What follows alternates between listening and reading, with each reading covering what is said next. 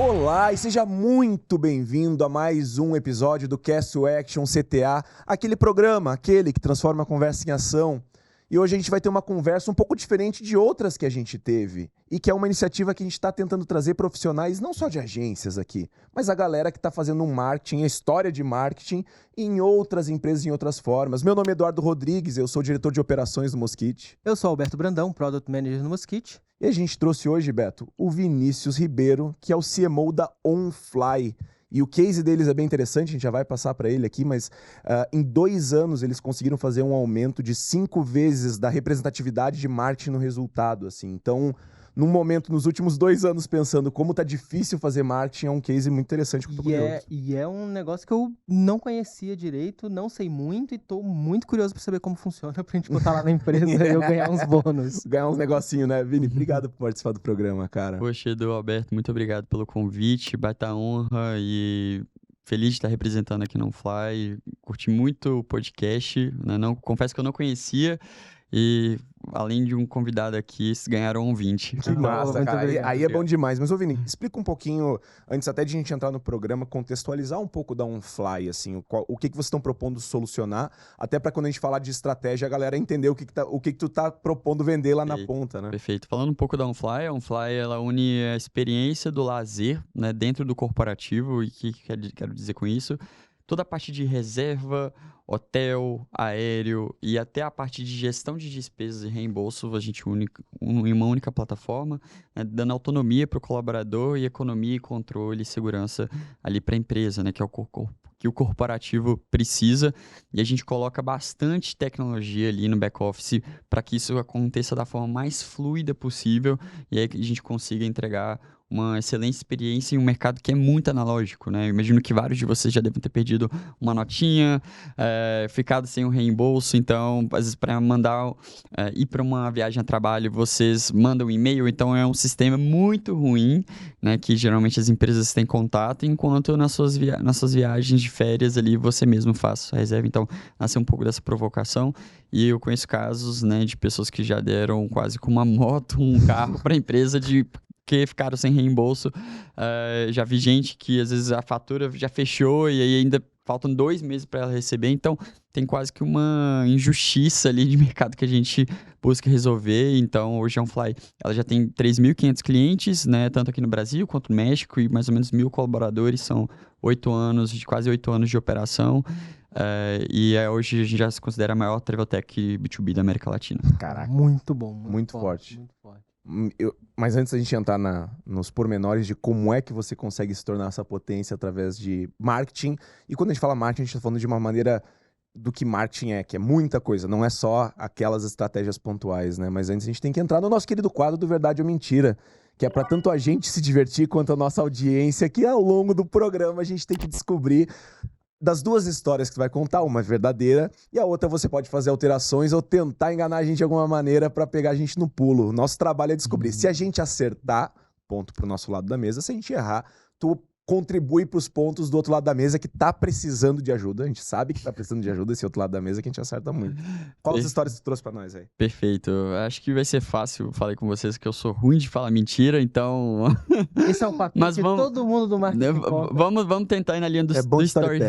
Ia falar, vamos tentar ir na linha do storytelling aqui. Mas eu vou contar 2 histórias que remetem ao início da OnFly. Pra quem não sabe, eu comecei minha carreira como estagiário lá na OnFly. E a primeira história, né, é que no início a gente vendia uma feature, ali eram poucas pessoas, né, mas a gente vendia uma feature que era killer. Assim, a gente poderia falar da OnFly, a pessoa não entendia muito bem, mas quando a gente falava um ponto, o pessoal, caraca, é sério? E aí a gente vendia um tal de robô, né, que automático fazia seu check-in. Então, você fazia a reserva, né? E aí, no final ali da sua viagem, quando você ia viajar, seu check-in já estava feito. Nem as companhias aéreas faziam isso. Hoje, eu acho que na Latam já existe isso de forma automática, né? Mas quem era o robô era eu. O robô era eu e o Elvis, diretor de venda lá da OnFly. A gente pegava os voos ali e fazia o check-in para as pessoas. E todo mundo achava, nossa, que incrível, né? Baita feature que o pessoal começava a indicar o OnFly por causa desse robô. Então, era uma baita feature ali que a gente vendia. E a segunda história, né? Essa é a primeira história, essa feature do robô, né? Do check-in automático. A segunda história é que no meu primeiro evento, o estagiário nem podia viajar e eu viajei, né, mais para São Paulo. E aí eu fiquei encabeçado de fazer reserva de todo mundo.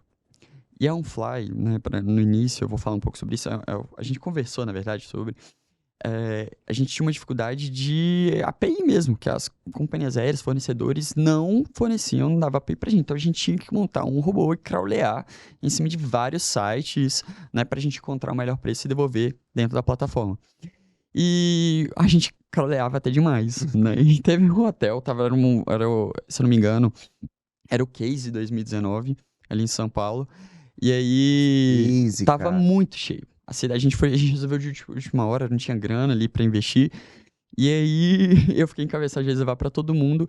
E eu só consegui um hotel próximo ali, que quando a gente chegou lá não era um hotel. Era neon, era vermelho. Nossa! E assim, 5 pessoas do time comercial.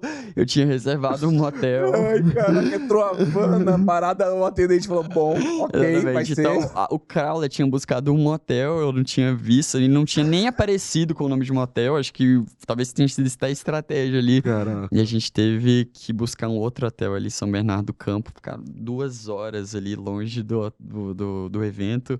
Então foi o primeiro perrengue de viagem que eu passei na minha vida e tinha que ser culpa do estagiário, né? Agora foi. Eu não sei qual é a verdadeira, eu sei qual eu quero que seja verdadeira. Essa é a realidade. Sabe o que é difícil? Porque a primeira começou como estagiário. Eu consigo ver se a função do estagiário que eu roubou faz todo sentido. A única coisa da história, por enquanto, tá, Beto, que me soa estranha é que assim, a gente procurou outro hotel. Vai ali mesmo e GG, né? Não tem jeito. Não sei. Cara, imagina você ficar hospedado na sua primeira viagem a trabalho numa cama de coração. Bem com um espelho no Acordar e se olhar no difícil, teto, né? É difícil. Pô. E a outra, pra mim, é complicado porque a gente tá naquele momento em que aquela Waymo, que é aqueles carros autônomos, descobriram que eles eram apenas pessoas nas Filipinas dirigindo aquele carro remotamente. Então. Mas 2 boas histórias, né? Aí eu tô em dúvida agora. Eu falei, de mentira eu sou ruim, mas storytelling... Não, mas storytelling foi bom. Storytelling Foi de bom. milhões aqui. Milhões. Mas boa, vamos pro nosso primeiro quadro, então, e começar essa brincadeira? Bate-bola. Um bate-bola é um quadro que a gente faz pra tentar enxergar como nosso convidado enxerga o mundo, como é que ele tem, o que ele tem de história, o que ele tem de background, pra gente conhecer melhor mesmo como você é e como você pensa, né? E aí uma característica sua que é muito marcante é que, você até falou que começou como estagiário e tudo, e hoje você é CMO, e é muito jovem, muito novo e tudo. Eu queria saber quais são as dificuldades que você encontra por ser um CMO muito jovem, assim. Cara, acho que é uma coisa que eu descobri que tem em todo executivo, que é a síndrome do impostor. Chega um momento que você acha que não vai dar conta e em alguns momentos de carreira eu entendi, na verdade eu assumi, né, que eu precisava ser ainda melhor, né, do que as pessoas que estavam ao meu redor ali. E se eu chegasse no momento que eu era a pessoa mais inteligente da mesa, eu iria sair daquele lugar. E eu tomei algumas decisões na minha carreira por conta disso. Mas quando você vai pro lado oposto, né, que você chega numa scale-up e você é o executivo mais jovem, cara, bate um medo, bate um cagaço ali. E aí eu comecei a ter um contraponto. Beleza, se eu cheguei aqui mais rápido do que a galera, quer dizer que às vezes eu posso contribuir de uma maneira que ninguém contribuiu antes, né? E que a média não contribuiria. Então, eu comecei a usar isso como minha vantagem competitiva. Então, hoje, você entra no meu perfil no LinkedIn, eu coloco um dos CMOs mais jovens do Brasil. Eu comecei a se usar ao meu favor. Eu tinha a mesma coisa quando eu falava que eu era formado em turismo. Eu chegava nas entrevistas e falava, por que alguém vai contratar alguém de publicidade, propaganda, alguém de administração? Eu falei, cara, você vai encontrar vários perfis parecidos e eu, com turismo, eu tenho um perfil mais holístico, porque tudo afeta o turismo. Política, teve a Covid, né, um desastre ambiental, economia, então tudo afeta, então você tem que ter um olhar muito atento. E aí eu descobri, voltando aqui para síndrome do impostor, que todo mundo convive com ela. E você precisa, literalmente, aprender a conviver, né? E até bom, porque você nunca tá satisfeito por onde você chegou. Cara, eu poderia me acomodar por ter chegado numa posição, uma cadeira de executivo. E eu vejo muita gente se acomodando. Mas se você tá numa empresa de alto crescimento que você não se reinventa a cada 3 meses ali, você fica para trás. E vai chegar alguém para te substituir, alguém melhor do que você. Eu tenho muito esse papo ali com o Marcelo, eu falei, cara, que eu preciso para dar o próximo passo? Qual que é o próximo passo do OnFly? Eu preciso estar preparado para daqui 2 anos, 3 anos, né? Porque eu não quero que chegue um momento que... não sei se já leram aquele livro, O Lado Difícil das Situações Difíceis, né? Não. E tem um capítulo que ele fala sobre a demissão de um amigo. Muita gente que te ajuda a construir uma empresa, né, um legado, vai chegar um momento que às vezes você tem que E demitir, essa pessoa ela não consegue mais acompanhar o que a empresa é, né? porque bate no ego, né? E esse síndrome do impostor muitas vezes ela é sobre ego. Então, foi um baita aprendizado que eu tive ali para minha carreira e que me ajudou muito a chegar até aqui também. Muito bom. Muito legal. Eu acho interessante isso, assim, porque a gente sempre fala de uma forma ruim da síndrome do impostor, né? Que acaba sendo uma dificuldade de aceitar desafios e tudo. Mas, por outro lado, também é isso que você falou, te mantém o pé no chão um pouco, né? Eu preciso me manter estudando, eu sei que eu não sou o melhor de todos, que tem pessoas muito boas e que eu preciso estar aqui preparado para isso acontecer. Então, é uma visão muito interessante sobre um lado levemente positivo. Porque ela é muito triste quando a gente olha uma pessoa e já vi casos assim que não, é que a síndrome do impostor é que eu tô fazendo isso bem, eu só tô achando. E aí tu olha e fala assim, não, mas tu não tá fazendo isso bem.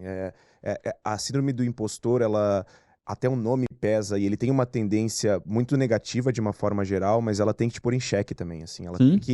Ela tem que fazer... Tu não pode só assumir que é uma síndrome do impostor, tu tem que questionar o que tu tá fazendo de alguma maneira pra e ter uma visão de... Até comparação, por mais estranho que possa ser, de performance, o que tá sendo feito, como tá sendo construído, porque senão ela é justificada e isso deve te impulsionar pra frente, né, cara? Isso é bom porque te força a se cercar de pessoas melhores que você. Exatamente. Quando eu cheguei na OnFly, como Seymour, eu falo isso tranquilamente. Eu não tava nem um pouco preparado. Mas o medo, ele poderia me travar, ou eu poderia ir com medo mesmo. Cara, e eu sempre sou da linha, vai com medo mesmo, vai com o cagaço mesmo. E aí, obviamente, eu não vou ser bom em tudo, mas eu preciso saber um pouco de cada coisa e trazer pessoas melhores do que eu pra eu conseguir tocar esse desafio. No final, a síndrome do impostor, ela acaba sendo só um outro nome pro medo, né? Você tem Exato. o medo do desconhecido, do novo e tudo. Incerto, né? E o medo nada mais é do que ele pode te travar, mas ele também te faz ter cuidado, verificar, ter mais atenção com as coisas que você está fazendo e tudo. Então é uma boa. É um bom take disso aí. Boa percepção. Outra pergunta do bate-bola é a seguinte: quando marketing e vendas estão discordando da qualidade do lead, como é que se resolve esse SLA? Como é que se chega numa solução pacífica, se é que ela existe, né? Cara, eu acho incrível esse tipo de pergunta, porque tem time de marketing e vendas que até hoje fica brigando entre si. E pode parecer batido, né? Mas o pessoal acha que o inimigo tá dentro da empresa. Não, o inimigo tá lá fora. E, cara, a concepção de um SLA, ele não pode ser subjetivo. Né? Ele precisa ser primeiro pautado em dados.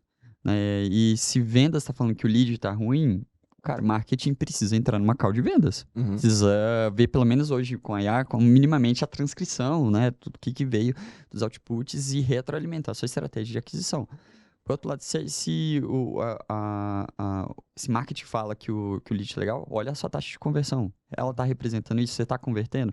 Então, eu acredito que hoje a gente tem dado para isso, você tem algum embasamento para isso. Mas um ponto mais legal é você começar a ir para as extremidades. Então, eu sempre falo que eu detesto a média. Né? Porque a média é uma média burra, ela não te diz nada. Começa a olhar... Quem é o seu melhor, o pior cliente? Quem tem o menor e o maior ticket? Quem tem o menor ciclo de venda e o maior ciclo de venda? Comece pelas extremidades. Você começa a redefinir seu ICP e seus SLAs com base nisso, né? Porque você monta a sua estratégia de go-to-market a partir disso.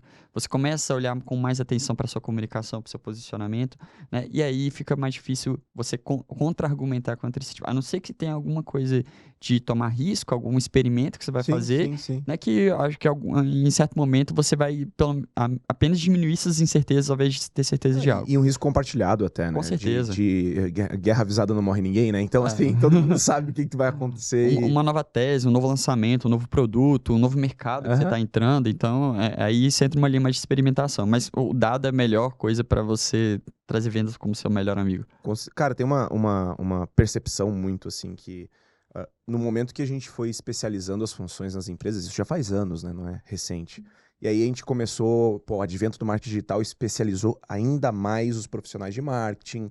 Os profissionais de vendas foram cada vez mais especializados também. Isso, por um lado, foi muito bom historicamente, mas isso também, eu acho, que criou uma divisão ainda maior entre esses dois lados, porque historicamente marketing e vendas não eram coisas diferentes, realmente, assim, elas estavam no mesmo guarda-chuva, do mesmo esforço e tal, e essas especializações elas foram distanciando, só que teve uma outra parada que tu falou ali, que eu acho que essas especializações também criaram um problema, que é a venda às vezes não entende totalmente o escopo do marketing, então ela não consegue, ela só aponta o problema, mas ela não consegue entender o contexto de por que algumas coisas estão sendo feitas, e marketing às vezes não consegue entender se aquela venda foi bem feita ou mal feita pelo vendedor, ele só acredita que foi mal feita. Então acho que isso cria uma briga tão grande, e eu fico pensando, cara, como é que tu cria essa empatia real, onde as pessoas entendem o escopo do outro, né? É difícil isso. E esse alinhamento, esse desalinhamento, ele acontece bastante, principalmente porque a parte, você fala muito bem, a parte do papel de vendas, ela tá muito ali na captura da demanda. Então, a parte anterior, que é função muito do marketing, então, cara, numa campanha de awareness, acho que a gente deve falar um pouco sobre isso, você não vai gerar lead. Mas você pode esperar, né, um ciclo de venda menor depois, né, uma taxa de conversão mais alta. Você vai ver sua mãe falando da campanha, você vai ficar... Gera um sentimento exatamente, com o ego um pouco mais inflado ali, né, com a autoridade maior. Mas esses alinhamentos são muito importantes, né, dentro de toda a concepção estratégica, entender qual que é o papel de acordo com cada objetivo de negócio. E a gente fez muito isso quando a gente foi lançar a nossa última campanha, que foi pra TV e tal, com a nossa campanha semestral. A gente fez um alinhamento com todo o time comercial antes da empresa toda, tirar qualquer tipo de dúvida, entender e mostrar qual que vai ser o impacto real naquilo ali no dia a dia deles, para eles estarem bem cientes. Cara, isso aqui não vai gerar lead no curto prazo, pode até gerar. Se gerar é uma consequência, uma maravilha. Então... É importante ter esses alinhamentos para não ter essa quebra de expectativas e você arranjar uma briga interna que não precisava. Mas até pegando esse gancho que tu falou, quero aproveitar para a gente falar um pouco disso que tu falou da TV. Isso recentemente está vindo mais forte pra gente, assim, né? De conversas sobre o assunto das mídias tradicionais. E eu queria entender um pouquinho, porque como vocês fizeram, não só, não sei o quão recente, mas fizeram coisas na TV, campanhas, etc., também em todos os outros canais digitais, assim como... né, fizeram um bom playbook ali e bem variado de canais. Eu queria entender um pouquinho da estratégia da TV, porque o marketing digital, no começo, ele surfou muito na onda de que aqui tu vai ter certeza de tudo, de onde vem, o quanto custa e etc.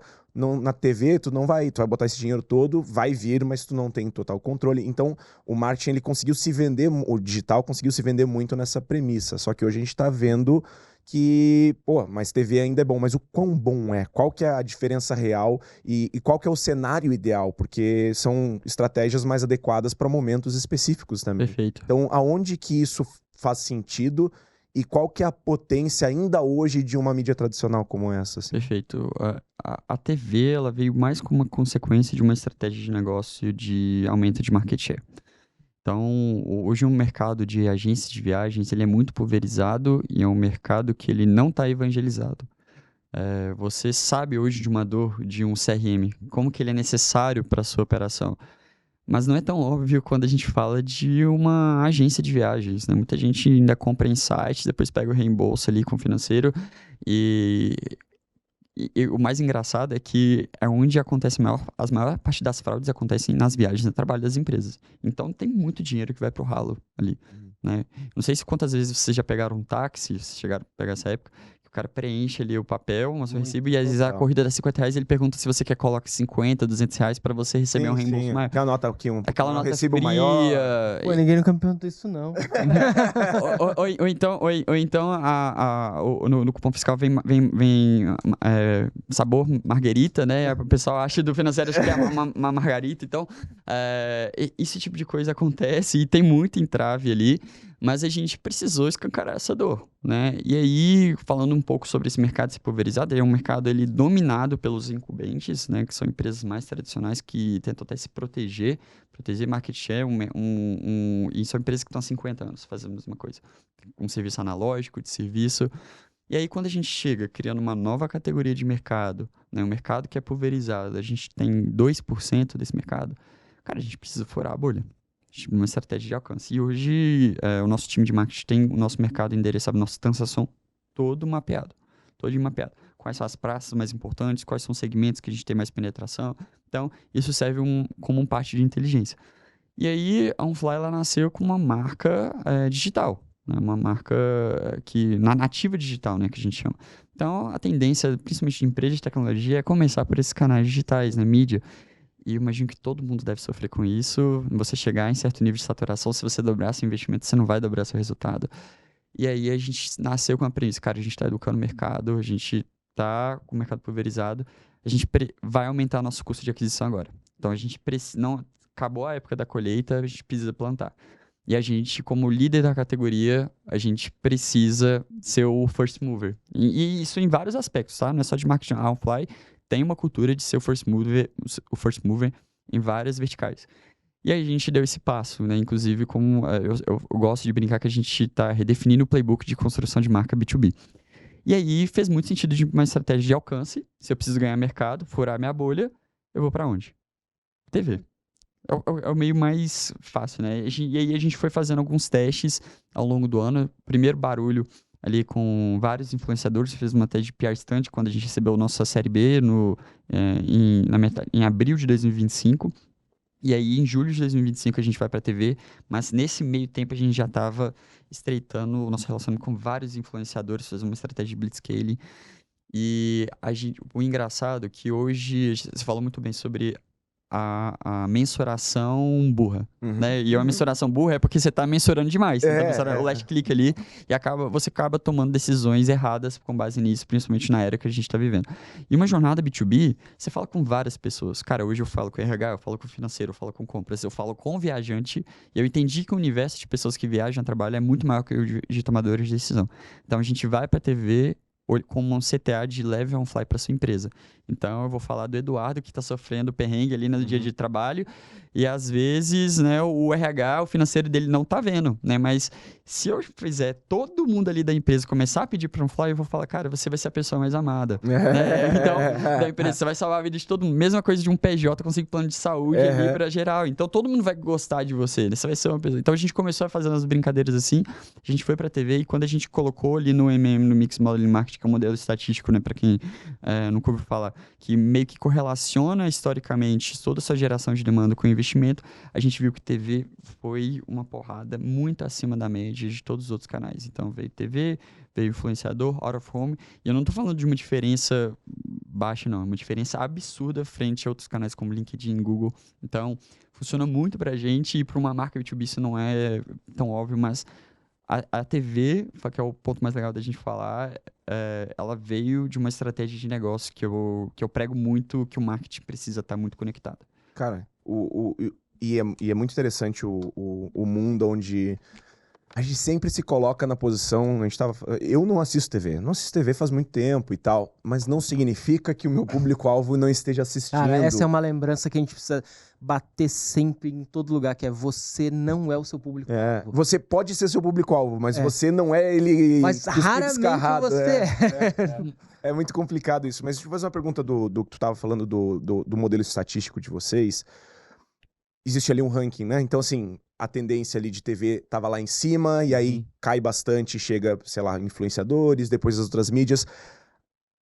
O custo, de alguma maneira, vamos colocar dessa maneira, o custo também é proporcional a essa mesma escala. Por exemplo, ele tá lá em cima, mas ele também é o mais caro. Esse aqui ele tá no meio, mas ele tá num custo de campanha, enfim, de estratégia. E esses aqui realmente estão num custo mais baixo. É proporcional? Cara, não necessariamente, né? Porque às vezes, vou trazer um exemplo, estratégia de evento. Você pode investir muito pouco em um evento, você pode investir muito em um mesmo evento.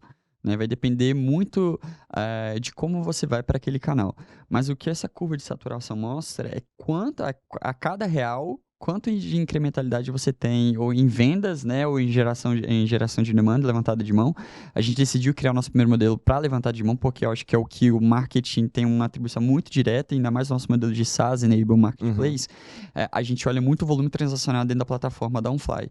Então, assim, não necessariamente eu vou ter um impacto totalmente direto sobre aquilo ali. Teve até algumas correlações, né, que eu acho que, se eu não me engano, foi o CMO da Slack, que ele colocou alguns outdoors com alguns, não sei se já viram, que ele isolou geograficamente alguns públicos e onde que ele colocou os outdoors, assim, até onde tinham clientes dele, dali do Slack, ele viu um uso muito maior Da da ferramenta.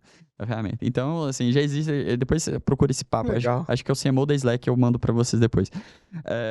Mas essa curva de saturação, ela mostra mais quanto de investimento. Mas, assim, em um canal você pode investir mais ou menos. Eu posso, por exemplo, eu fiz TV aberta, que é muito mais caro, né? E eu tá numa estratégia de alcance, eu tô capitalizado, eu tô aceitando um pouco mais de dispersão.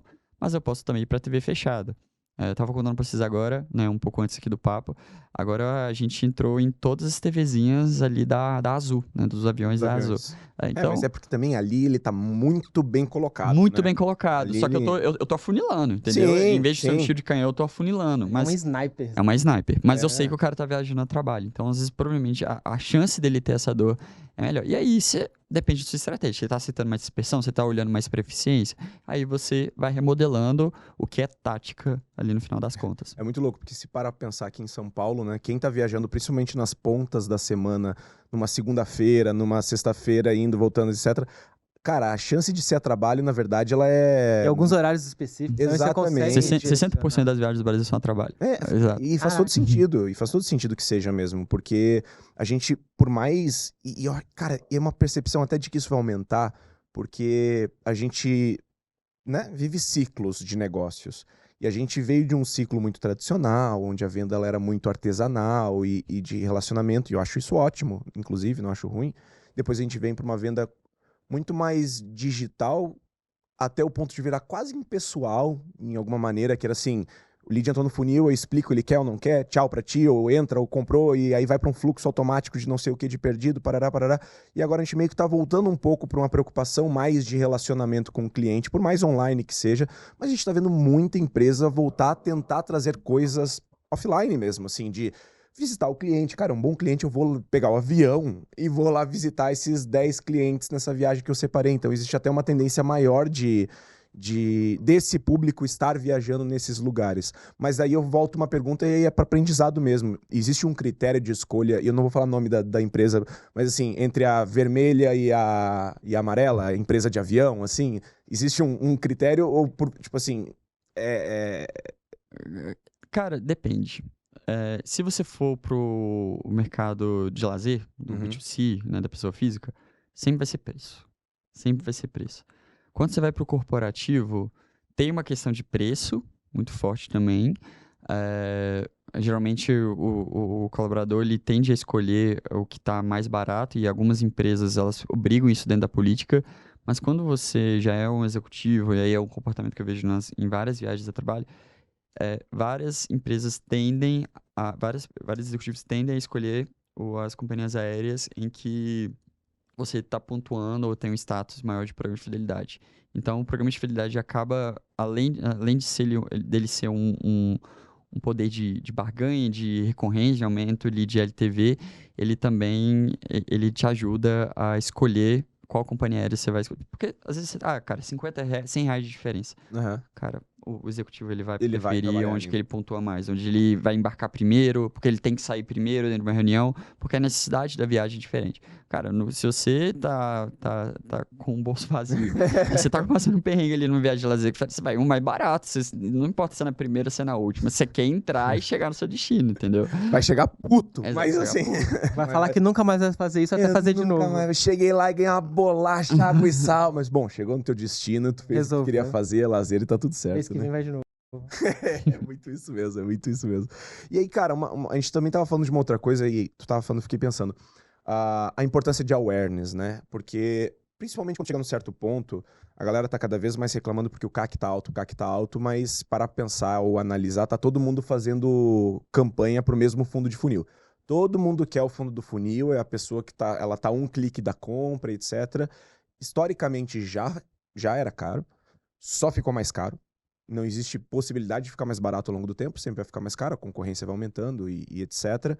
E aí vai se abandonando um pouco o topo de funil, e não é que vai se abandonando, vai se acreditando que fazer fluxo de nutrição é o suficiente para o topo de funil, não precisa pensar em muita coisa. E aí agora a gente tá vendo a volta do awareness como uma parada importante. Até saiu uma pesquisa recente mostrando, né, que a tendência de compra é que se eu tô querendo comprar uma solução, aí eu tenho 2, 3 empresas aqui que são as primeiras que eu pensei, mas eu vejo mais outras 5. Mas a tendência é que eu compre dessas 2, 3 que estavam lá no começo.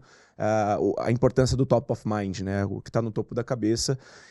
Mas esse awareness e ser o top of mind, ou tá nesse lugar, cara, talvez seja até uma boa estratégia, porque de volta e meia a gente recebe a pergunta da galera de mas é que meu preço é mais caro do que o concorrente, é muito...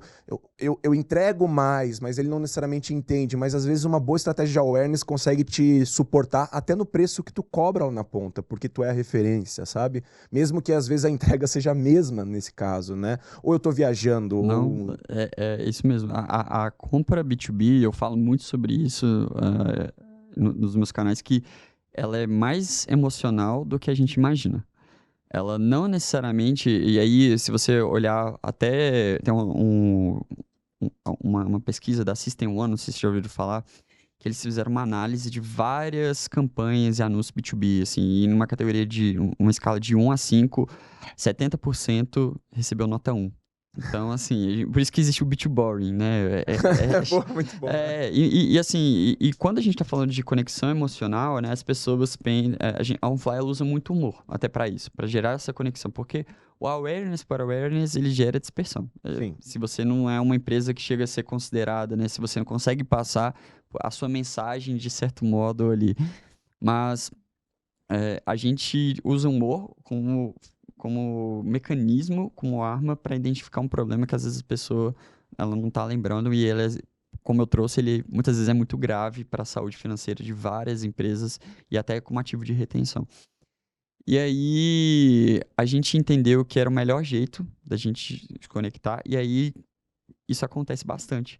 Porque depois que a gente, nos últimos 2 anos, foi um ponto que a gente começou a investir bastante em awareness, a gente começou a ser chamado para vários bids de empresas grandes, multinacionais, empresas, marcas que antes a gente era nem considerado. Não era nenhuma possibilidade. E eu já vi vários bids, né? Tem uma empresa, eu posso citar aqui porque ela é case público nosso, onde a gestora de viagem, ela trouxe que no bid dela, né? Para quem não sabe, o bid é basicamente uma concorrência de compra entre as empresas que vão ser prestadores de serviço para vocês.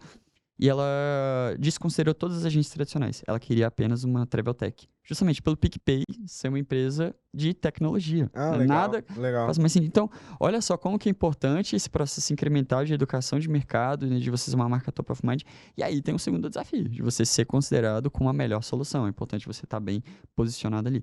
Mas o awareness, sim, ele impacta diretamente. Tem alguns dados que 90% das decisões dos compradores já estão tomadas já antes, isso mesmo que eu tava falando. Desse momento. E aí esse dado é 90%. Então, você imagina, se a cada 10 buscas de compra, 9, se você já tem uma marca que você tem em mente considerada, cara, o awareness ele já se paga por aí. Porque é isso, porque a briga pelo final do funil é o momento de compra, janela. Então o cara tá na janela, eu vou pagar muito caro por isso. Só que a janela de compra ela vai mudando ao longo da vida desse cara. Na verdade, não é necessariamente um funil, né?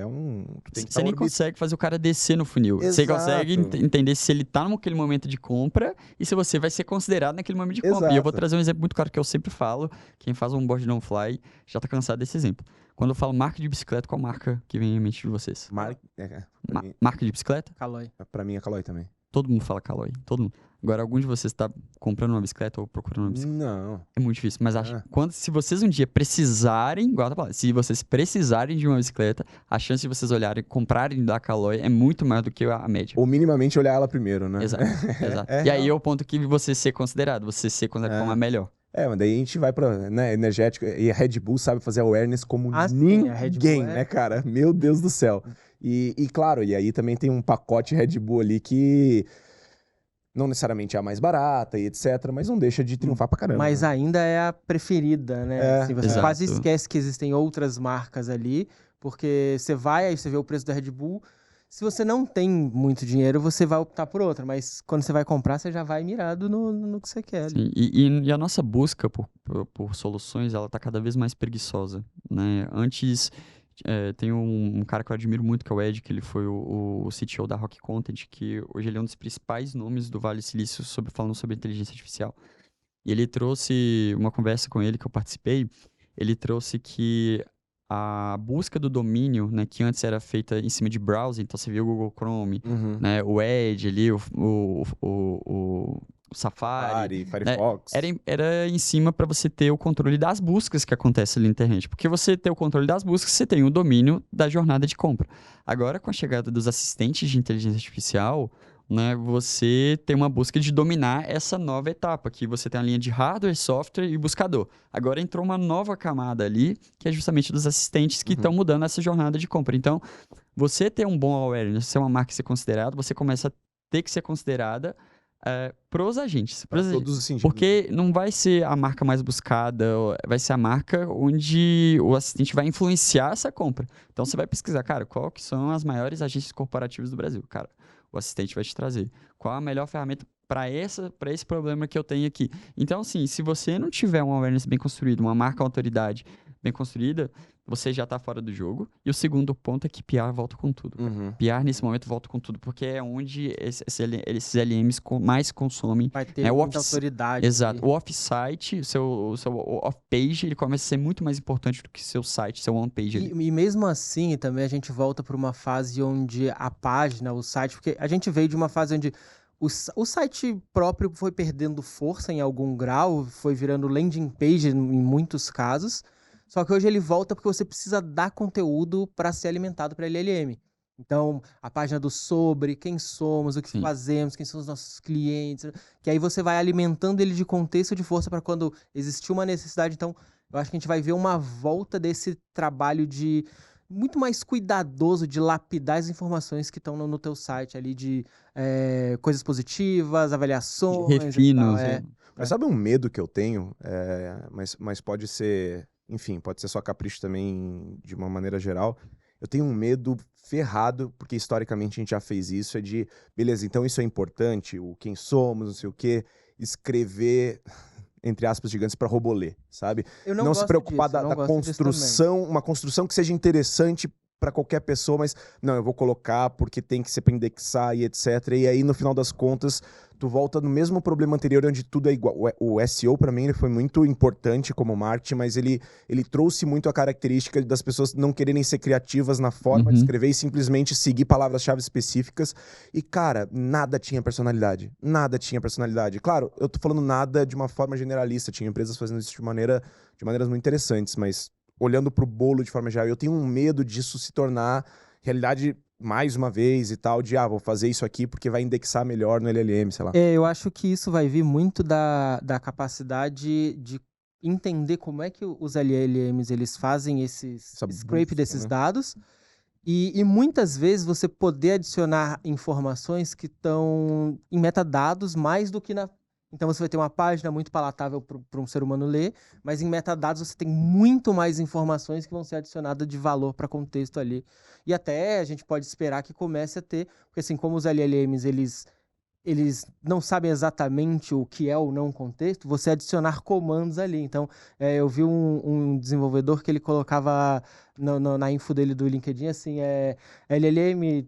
assistente, adicione aqui uma descrição positiva de sucesso.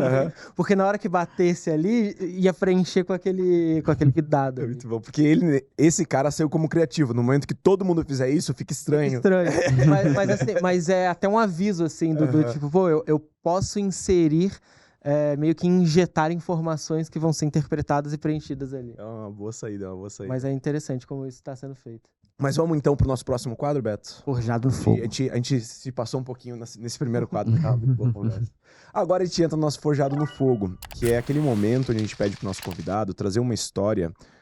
E normalmente a gente tem várias dessas na nossa vida, que a gente ou sofreu uma pressão, ou foi um momento intenso, mas que a gente saiu de alguma maneira transformado do outro lado e mudou a nossa percepção sobre o mundo, a forma como a gente faz alguma coisa, ou adicionou um novo valor na nossa vida de uma maneira geral. E eu queria entender qual foi o mais memorável que tu lembra agora desse momento onde algo aconteceu que te impactou de uma forma que tu viu o mundo de maneira diferente a partir daquele momento, sabe? Cara, sem sombra de dúvida, com toda certeza, foi a pandemia.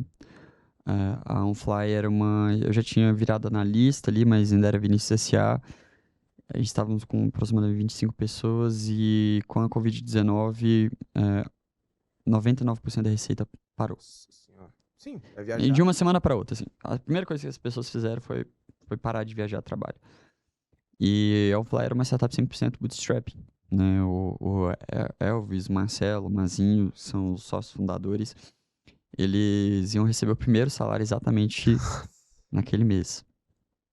E aí, se eu não me engano, era 13 de abril de 2020. Eu lembro da data.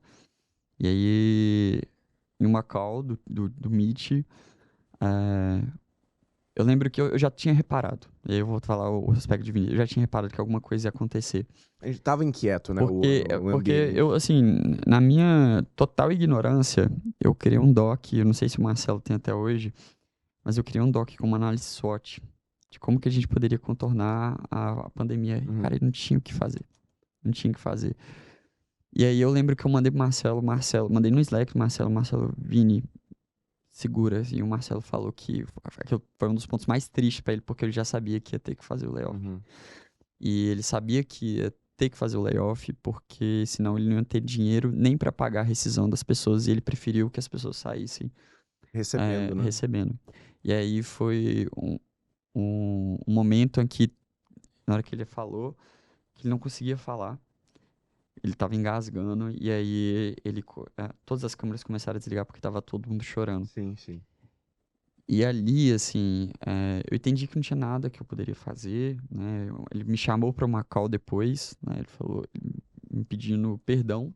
Eu falei, Marcelo, assim, o que você vai fazer? Não tem culpa, né? Não tem controle nisso. E ele me prometeu que um dia a gente vai voltar a trabalhar junto. Mas, assim, embora eu tenha voltado para OnFly, assim, e aí no cenário, quando eu voltei, a gente já estava com 300 colaboradores, ele me volta. Eu morei um tempo aqui em São Paulo, né, fiz SPM, entrei para Magis 5, virei sócio aqui da Magis, depois passei um tempo ali em uma Martech chamada Fester. E aí, quando eu volto ali, termino minha pós e volto ali para OnFly, eu fiz uma promessa para mim mesmo que eu seria muito militar com o budget que eu tivesse. Muito mesmo. Né? Então, eu comecei hoje, lá atrás eu lembro que claramente, eu tinha um budget mensal de R$3.000 pra fazer loucura. Eu lembro, eu já peguei caixa de papelão no lixo do shopping, que a gente ficava no alto do shopping, assim, para fazer uma campanha. Inclusive, a gente revisitou Vou botar a tudo gente na Globo. a gente revisitou essa ação no anúncio da nossa série B. Depois eu até sugiro vocês darem uma olhada. Alô, Boninho, o que eu faço com 3.000 aí na casa? Você não ganha nem um bom dia do... Cara, e a escassez te força a ser criativo. Só que, além de ser militar, eu falei assim, cara, mas a gente nunca pode perder essa essência. Mesmo quando a gente for pra TV, mesmo quando a gente trazer uma Ingrid Guimarães, a gente não pode perder essa essência. Né? E marketing precisa, meu maior aprendizado que, além de ser militar com dinheiro que não é meu, marketing precisa estar em prol do negócio. Então, hoje, o marketing, ele precisa começar de uma DRE de uma empresa. Você precisa saber a margem, seu custo de aquisição, seu lifetime value, seu ticket, seu cash burn, quanto você tem de runaway, assim, eu tô falando alguns termos aqui pro pessoal procurar de propósito. Mas isso é gênio que tu tá falando, tá? Gênio mesmo. Porque, assim, se você não sabe quanto que sua empresa gasta, quanto tempo tem de caixa e se você parar de receber dinheiro, quanto tempo você ainda tem de sobrevivência, você sabe o quanto agressivo você pode ser. Mas isso é um reflexo quase traumático da pandemia mesmo, né? Traumático. Não, mas e esse ponto que tu tá trazendo, ele na verdade é a definição de marketing. Porque quando tu pega marketing em inglês, é tentar transformar num verbo o mercado, né? Então Sim. é mercadoar. Eu não sei como é que a gente poderia traduzir isso da melhor maneira, mas como é que tu vai trabalhar no mercado, vamos botar dessa maneira em português, se tu não sabe margem, tudo isso é mercado. Saber margem, saber como é que funciona, como é que tá se tem um caixa saudável ou não, se tem burn ou não, quando que tá a expectativa de conseguir fazer um break-even. Cara, tudo isso faz parte Se você de uma pode mexer no estratégia. seu preço, né? Cara, porque às vezes o custo de campanha pode ser eu diminuir minha margem. Porque eu não tô tirando dinheiro do bolso, mas eu tô negando botar um certo dinheiro no bolso e pode ter um budget ali de orçamentário. Montadora de carro faz muito isso.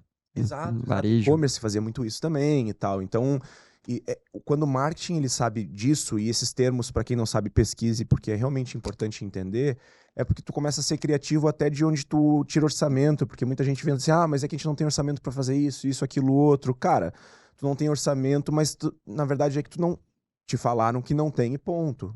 Será que tu não consegue encontrar nas diversas formas que dinheiro representa dentro de uma empresa? Então, esse é um ponto bem importante mesmo, cara. Eu não consigo ver um bom CMO, um bom diretor de marketing que não Essa visão. tenha, primeiro, culpa dele daí não ter essa visão e outra, culpa da empresa de não dar acesso. Eu acho que são dois lugares importantes, assim. A Sim. transparência nessa camada é muito E importante. muitas vezes o CMO, ele é tirado. Você falou um ponto bom, ele é tirado, em várias empresas, ele é tirado dessa cadeira de conversa, né? Onde De estratégia, né? de estratégia, do CFO, do CEO mesmo, do CEO. Então, o CMO vem cada vez mais perdendo espaço e muitas vezes tem um ponto de como o marketing é percebido, mas muito como que o marketing foi construído nos últimos anos, esquecendo de dois P's muito importantes, né, que é produto e preço. Porque bom. o praça às vezes é lembrado, né, onde você vai anunciar o jogo de canal, né, mas muitas vezes ele fica no jogo de promoção só, de comunicação, e aí o marketing é percebido como canal de comunicação, e aí... Marketing vira publicidade, Vira né? publicidade, né? E aí eu gosto muito do Felipe Atab, não sei se vocês conhecem ele, mas ele foi diretor da Ambev, CMO da Stone, e ele fala que todo marqueteiro é um comunicador, mas nem todo comunicador é um marqueteiro. Perfeito. Então, eu levo isso para a vida, na minha metodologia de trabalho, e tento trazer isso para todos os líderes lá da OnFly que trabalham lá no marketing, e até mesmo a parte de branding, evento, todo mundo tem que ter essa ciência antes de tomar qualquer tipo de decisão. Cara, que animal, Isso acho que é uma mensagem bem clara e bem importante. A gente fala com muita agência aqui também, né? E quando a gente fala com essas agências, claramente as empresas normalmente elas vêm já com orçamentos definidos para elas e etc. E aí a gente sempre pega da percepção deles o como, tá, mas a agência faz sentido onde uma empresa tem uma estrutura de marketing e para eles faz sentido, e até concordo que faz sentido, mas eu queria escutar isso agora do outro lado, que é o lado empresa. Quando que faz sentido para vocês trabalhar com uma agência de marketing? E aí, cara, agência em vários aspectos, né? Seja de PR, seja de marketing, seja de audiovisual ou publicidade, etc. Existe um mundo onde tu não vai depender de nenhum terceiro e vai estar tudo dentro de casa de alguma maneira quando se fala nesse aspecto de execução e tal? Cara, acho que primeiro você precisa ter um entendimento do que é core do seu negócio. Uhum. Cara, se tem um canal que é uma alavanca de crescimento, desculpa a palavra, mas fodida ali pra você, Sim. internaliza. Uhum. Tem que Internaliza. ter dentro de casa, porque você precisa ter dentro de casa. A partir do momento que vira algo que você entende que o mercado pode proporcionar especialistas, e aí um braço que você não tem, que você vai, aí olhando mais uma vez para DRE, que vai inflar seu headcount, vai inflar... Cara, é o momento vai de pro serviço. Vai pra agência. Porque eu vou falar exemplo da TV. TV a gente utilizou a agência. Eu nunca tinha feito TV na minha vida. Não sabia os caminhos, nuances. Posso até algum momento não precisar mais, porque eu vou ter essa skill. Mas se eu não tenho essa skill, eu vou procurar lá fora. Né? Seja minimamente uma mentoria, seja uma agência ou um especialista. Então, é um entendimento de quais são as forças internas e externas que você precisa jogar. Desculpa, mas o exemplo de TV até é bizarro, porque mesmo uma Casas Bahia, que, sei lá, na minha cabeça é só TV, até eles têm algum braço externo para ajudar nisso, né? Ou às vezes uma pessoa dentro que vai cuidar só desse Isso, fornecedor. tem uma pessoa dentro, Exato. mas ela é uma interface, né? Dentro da sua visão, existe alguma coisa que você acha imprevisível ser interno dentro do seu marketing? Você fala, não, beleza, tudo eu posso achar por fora, mas isso aqui eu acho fundamental ter dentro? Cara, é uma boa pergunta. É uma boa pergunta mesmo. Eu vou ser muito incisivo que, para mim, conteúdo tem que ser interno. Eu detesto, e aí com todo respeito, mas você externalizar a parte de conteúdo, porque para mim é o core, né? De qualquer ponto do marketing. Acho que todo time de marketing vai produzir conteúdo em dado momento, então é algo que é difícil terceirizar, mas eu conheço empresas que terceirizam por questão de mão de obra, e aí a pessoa se contrata de generalista para fazer várias gestão de fornecedor, então é mais uma etapa ali daquela empresa. E eu tenho outros exemplos de CMOs, CROs que internalizaram absolutamente tudo, né? E eu gosto muito, eu vou trazer uma analogia sobre a minha composição de budget, o que é working money e no working money. Eu sempre faço a distribuição em cima dessas duas frentes. Working money é basicamente tudo que eu estou focado em distribuição, ROI, então patrocínio de evento, ads, mídia, influenciado, tudo isso fica em work money. É um dinheiro que você vê voltando, em certo Sim, modo. Se eu colocar, ele volta de certo modo. No work money entra a linha de agência, headcount. Uma relação boa é você ter ali no mínimo 60-40. 60% em work money e 40% no Um é work money. gasolina, outro é viabilizador. Meio que isso. Exatamente. E mais um ponto, assim, se você olhar só por esses 2 pontos, aí você pode estar cavando sua cova. Por quê?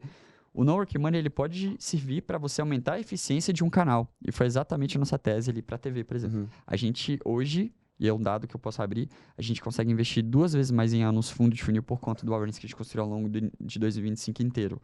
Isso é dado que o pessoal da Uncover, que nos apoia ali no modelo site do MMM, trouxe pra gente, né? E ele traz algumas mensurações comparando com outros concorrentes. Isso foi muito legal. Cara, por quê? Agora, dúvida honesta, qual que é a relação mesmo? Eu fiquei Porque você meio que bateu em educação de mercado o ano todo. E aí agora tem mais busca relacionada a isso. Sendo muito simplista, o pessoal tá mais preparado, já conhece a dor. Claro. Então, assim, a gente vê isso na ponta. E é um ponto que eu falo muito com o meu time de performance.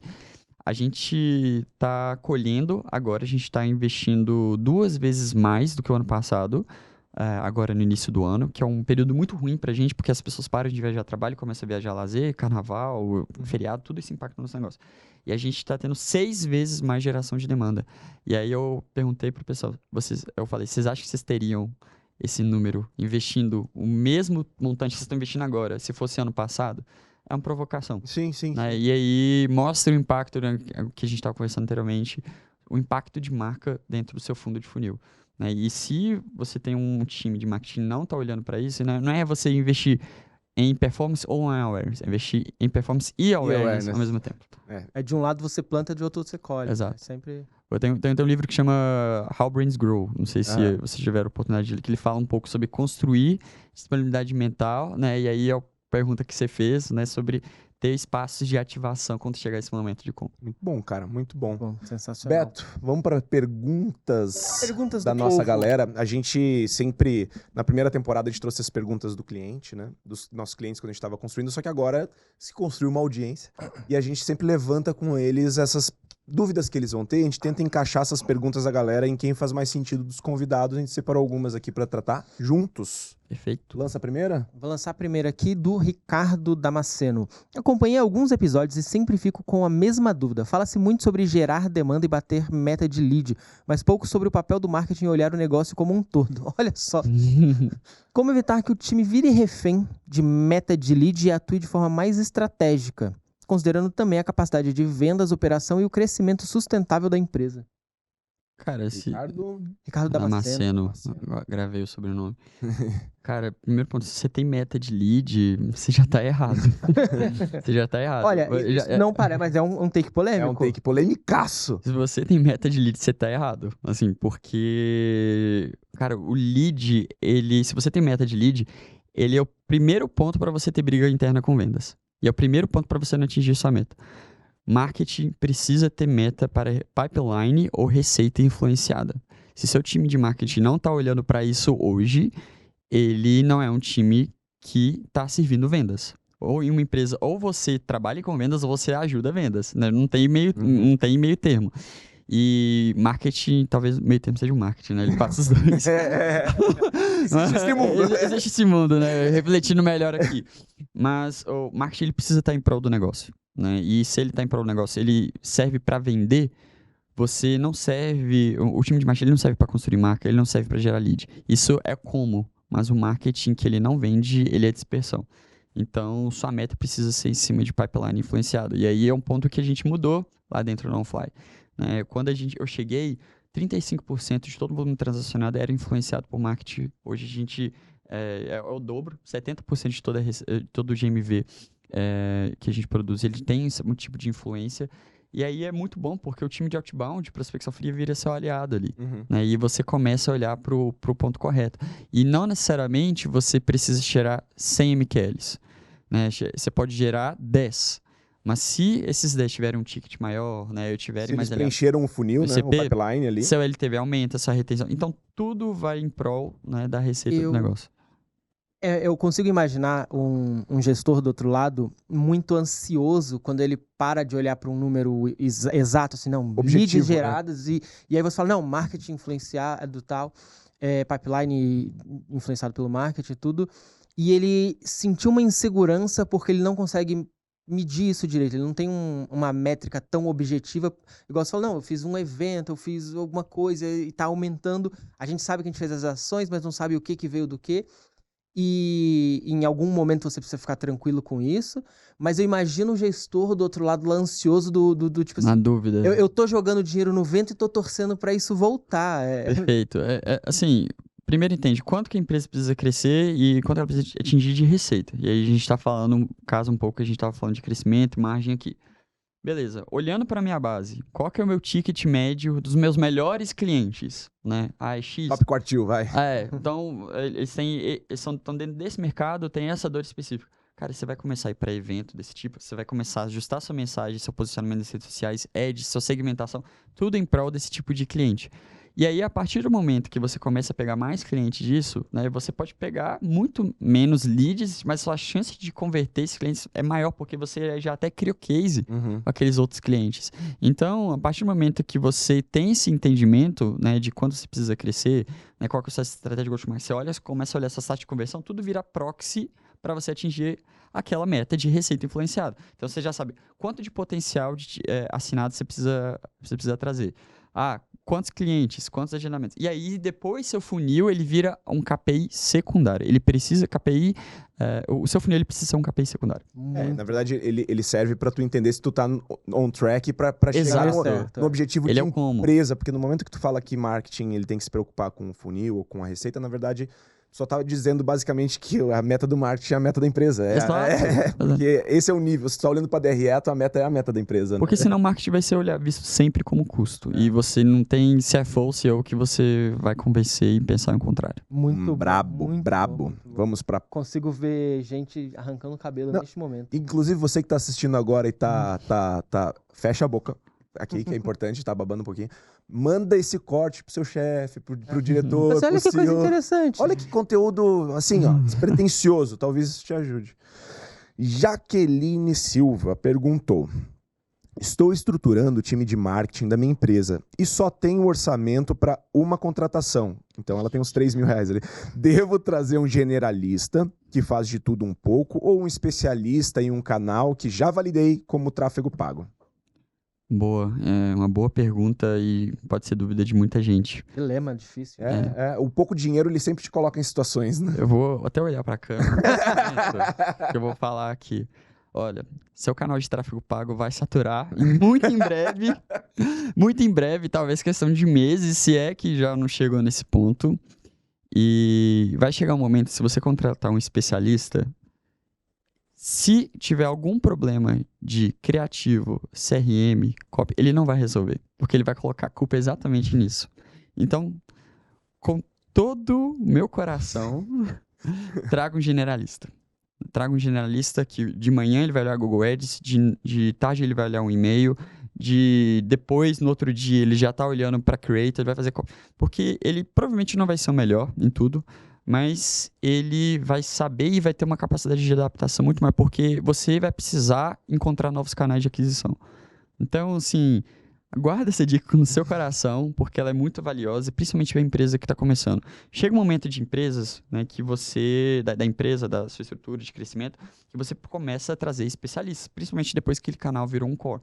Mas se você está começando, está no início, se você tem pouco budget, traz generalista. Tem um livro que chama Por que os generalistas vencem o mundo de especialistas, e ele fala exatamente sobre isso. Ele tem um poder de adaptação muito maior, e o que está acontecendo agora no nosso mercado, no nosso mundo, você precisa se adaptar o tempo todo. Ele está em constante mudança e muito mais rápido. A IA está escalando isso muito mais. E falando sobre tráfego pago, talvez seja uma disciplina de marketing que mais vai ser impactada com a inteligência artificial. O gestor de mídia que a gente conhece ali, ele vai ser descontinuado em talvez 2 anos. O canal está ficando muito, muito emperrado. Tem muita gente tentando tirar o mesmo resultado desse lugar e o próprio Google vai ter que mudar a regra dele por causa da inteligência artificial. E assim, daqui a pouco o Google, a Meta, tá colocando seu próprio agente que vai fazer a gestão dos seus anúncios ali.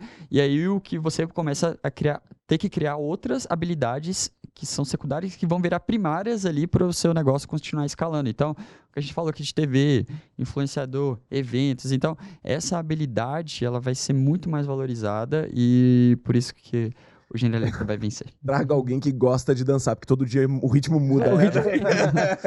Um eclético. O famoso Exatamente. eclético. Vou puxar mais uma? Bora. Fala, rapaziada, trabalho numa startup B2B, vivo o dilema no dia a dia. Existe uma cobrança muito forte por resultado mês a mês, você não é o único. Nossa. Mas construir uma marca no nosso mercado claramente leva tempo, em qualquer mercado. Como vocês equilibram essa pressão de curto prazo com investimento de longo prazo como branding e conteúdo? E como mostram para a diretoria que as duas coisas não se anulam? Nossa. Quem que fez a pergunta? Oi, perdão. Lucas Lacerda. Lucas Boa, Lacerda. Lucas B. Lacerda. A gente falou um pouco sobre isso aqui, né? Não é sobre construir ou não marca, mas é construir junto com os seus espaços ali de ativação. Então, se você não está olhando para a marca nesse momento, vai chegar algum concorrente que vai olhar. E você pode até faz a brincadeira com a Caloi. Faz a brincadeira que a gente fez aqui com a Caloi. Ela pega bem, né? É uma Ela boa pega muito brincadeira, bem, uma boa né? Assim, começa faz o seu chefe, né, seu líder, começar a refletir sobre marcas que ele admira, inclusive no mercado B2B, e faz a pergunta sobre por que você acha que isso importa, né? Porque a autoridade, você compra de quem confia. Uhum. É muito simples a gente olhar, assim, eu tô até tirando alguns termos aqui, pensamento técnico, você compra de quem você confia. Então, se você não plantar agora, né, algum corrente vai plantar para você e ele vai colher ali no futuro, né? Então, é uma questão de longevidade, uma questão de valorização do seu negócio e estender, né? O Bezos fala que em algum momento a Amazon vai morrer. O papel dele é estender a vitalidade da Amazon a longo prazo, né? O máximo possível, porque em algum momento ela vai morrer. Então, eu acho que é o papel de todo CEO, né? E o CMO ele tem que estar olhando muito para isso e educando ali as suas lideranças, né? E é uma coisa aqui que a gente adota no Downfly, a gente fala que a gente nunca vai abrir mão do longo prazo em detrimento do curto. Sim. Do curto a gente vai sofrer, né? E dado momento a gente pode até ter mais liberdade em fazer isso. Mas a gente consegue equilibrar essas pecinhas e entender, cara, isso aqui é alavanca de curto prazo, isso aqui é alavanca de longo prazo, mas vamos fazer os dois ao mesmo tempo? Então, se eu estou fazendo um evento, né, eu estou fazendo um podcast, vamos fazer um podcast dentro do evento, eu vou trazer um influenciador para chamar a atenção no meu stand. Combar. Exatamente, vamos combar, começa a fazer esses combos, né, que você começa a aumentar a escala de todos os canais. A gente fez isso no VTX Day ano passado, a gente não tinha a grana das grandes empresas de varejo, a gente tinha uma empresa pequenininha no espaço, naquele montando aquela cidade ali, e aí a gente fechou vários relógios em volta do evento, fechamos o metrô, era o metrô Jabaquara ali naquele momento também. E trouxemos 2 influenciadores, colocamos, a gente tem um onflinho, que é o nosso ursinho, que a gente tem um princípio da fofabilidade, então a gente colocou ele batendo num dinossauro lá, né? Então, assim, chamou muita atenção, chamava a atenção de quem estava no evento, né? E a gente começou a combar, justamente isso, porque antes do evento o cara já recebia o primeiro impacto ali de on-fly, já recebia mídia, né? Eu vejo algumas marcas colocando ali, às vezes no Uber, né? Em alguns outros espaços de ativação. Então, comece a olhar para o seu ecossistema dentro dos espaços que você já trabalha. Então, se você patrocina um evento, olha para isso, né? Se você faz ads e tem uma oportunidade de trazer um influenciador, coloca o influenciador como criativo. Então, tem várias formas, né, da gente aumentar a eficiência dentro da que a gente trabalha, construindo uma relação saudável, né, de curto, médio e longo prazo. Tem depois da primeira temporada, um amigo que eu não conversava fazia muito tempo, ele veio conversar comigo, que ele também trabalha com marketing, só que assim, ele é diretor de marketing, mas o diretor de marketing também ele tem acesso até a segunda página, assim, a algumas questões estratégicas e tal. Ele tava nesse mesmo dilema, assim, e quando eu tava conversando com ele, qual que é a parada? O ser humano ele já tem muita dificuldade de ter uma sensibilidade no longo prazo, assim. O que tá muito longo prazo, a gente tende a não entender muito bem esse nível de problema e tal. E aí, no caso dele, não sei se é o mesmo de quem perguntou, existe um histórico muito claro de performance em ads e etc, etc, etc. Aí que eu tava falando com ele, eu falei, cara, vamos ver uma parada rapidão? A gente pegou o histórico dos últimos, foi 1 ano e meio, 2 anos, não lembro agora, e a gente foi vendo o quanto estava sendo investido em detrimento de resultado disso, conversões e tal, e a gente foi vendo claramente o gráfico de custo aumentando e, na melhor hipótese, o de conversão mantendo, mas sempre caindo alguns pontos ao longo do tempo e mostrar, cara, mostra isso aqui pro CEO, porque é a tendência. Perfeito. Então, assim, a gente pode continuar nessa, só que vai chegar aqui na frente... O que a gente vai ter feito agora para resolver lá? E aí tu consegue tangibilizar um pouco mais entre aspas, o apocalipse. Porque senão tu só vira o menino que grita lobo, né? Olha o lobo vindo, e o lobo ele tá tão na frente que tu perde credibilidade até chegar o lobo, sabe? Então, usar o dado é sempre muito importante para isso. Muito bom. Agora, Beto, chega o momento que a gente... Cara, eu me empolguei tanto nessa conversa, cara, Muito bom. que eu não perguntei as paradas pra definir qual que era a verdade ou mentira. Eu me passei, velho. Fiquei só entretido. Eu também, eu só fiquei no caderninho aqui, cara. Vai ser muito difícil a gente acertar. Então vocês têm uma tática durante a conversa. A gente vai inserindo, só que eu me legal. empolguei, cara. Vai jogando isso. Eu me empolguei muito, velho. O que você acha? Vamos lá. Calma aí que eu tava tão no conteúdo que agora até perdi as estribeiras. Eu acho que a primeira história, onde ele era o robô, ela tem precedente, tá? Ela tem precedente, ela faz sentido. Existe um conceito de, cara, eu quero validar uma proposta, então para validar essa proposta eu vou entregar de alguma maneira e depois eu vou construir o meio. Então, eu acho que de alguma forma ou de outra ela faz sentido, só que ela faz tanto sentido nesse aspecto que eu tendo a achar que ela foi a história plantada, assim. Porque também é conveniente, né? O estagiário que foi fazer a parada mais escrota, tá ligado? Fica meio clichêzinho. Ela se torna conveniente, então eu votaria nela como falsa. E eu consigo ver também ele acidentalmente agendando um hotel errado. Cara, eu consigo ver muito isso acontecendo, cara. Eu consigo ver muito isso. Muito. E aí resolvendo depois. Porque, cara, na correria de empresa e etc, parará, e a justificativa, se for falsa, mas a justificativa é muito boa, que é mais scraper e menos API, cara, tu cair nesse caminho é super possível. É super possível. Eu não sei se é wishful thinking também, porque ia ser muito boa a segunda história, então... Mas eu topo tá na segunda história mesmo que pelo wishful thinking, assim. A segunda é verdadeira? A segunda é verdadeira, vamos? Vou contigo. Então tá, a segunda história é verdadeira, Vini. A segunda história do Mattel. É. A segunda história é falsa. Ah, não, velho, porra! Perdemos. A primeira história, ela era tão... Mas calma, vai pra aliviar o coração de vocês. A gente realmente reservou, mas quem fez a reserva não fui eu, foi o Marcelo. Tá. E a gente viu antes, né? Antes de chegar lá. Vocês 5 vezes a reserva, na hora que chegou pra gente...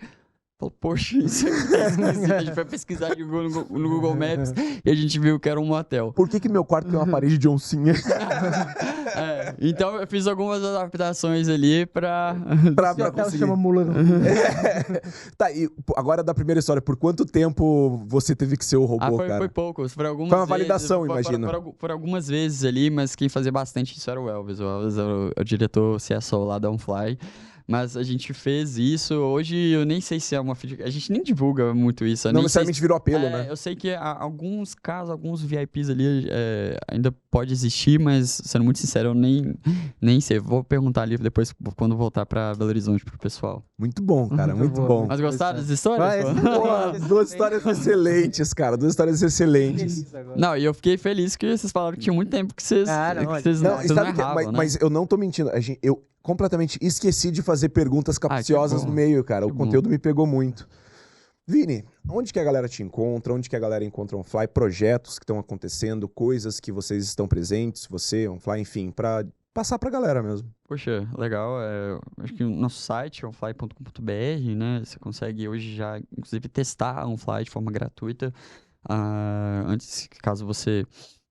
queira entender muito bem, então a gente tem um plano limitado ali, três colaboradores, né, que é só a parte de viagem, para você entender um pouco como a experiência ela é muito mais superior do que o mercado entrega. A gente também está nas redes sociais, né, então onfly.travel, o LinkedIn também é uma rede muito forte nossa, e o meu pessoal, né, eu estou muito presente, bem presente ali no LinkedIn também, Vinícius Ribeiro Lima, digita Vinícius Ribeiro Lima OnFly, você com certeza vai me encontrar lá. Show. Tô direto postando, trazendo alguns pensamentos. Tô me forçando pelo menos 1-2 vezes na semana a postar alguma coisa. Mas a rotina tá um pouco agitada aqui. A gente tá com alguns projetos bem legais que eu não posso abrir ainda. Mas quem passar aí por uns aeroportos mais visitados aí do Brasil vai ver mais ainda OnFly em breve. Que animal. E vai lá no LinkedIn, incomoda o Vini, manda mensagem pra ele. Boa, tô super à disposição. A conversa é sempre muito boa. Cara, muito obrigado por ter participado do programa. Eu que agradeço. Foi incrível. Excelente papo. Obrigado, eu que agradeço. E baita honra estar aqui. Como eu disse, além de participantes, ganharam ouvinte. Parabéns pelo trabalho. Muito obrigado, cara. Muito obrigado mesmo. E Beto, obrigado por mais um programa, cara. Eu gosto de programa que a gente sai com esse sentimento de um aprendizado muito grande. Isso é muito legal. Eu me sinto muito privilegiado de estar nessa mesa certeza, exatamente. o Trazer quanto eu essas aprendo pessoas. aqui. Total, cara. É muito difícil a gente não sair daqui discutindo coisas em ângulos completamente novos, assim. Isso é. Entre a gente mesmo. Exatamente. E eu espero pra você que tá assistindo que você tenha essa mesma sensação. Espero que você se sinta nessa mesa aqui, sentado com a gente nessa discussão também. E a sua forma de participar é mandando suas perguntas, porque elas podem se tornar parte das conversas que vão vir daqui pra frente, então não deixa de mandar pra gente. E no mais, muito obrigado pela sua audiência, por acompanhar o programa, por engajar com a gente e, claro, até o próximo programa.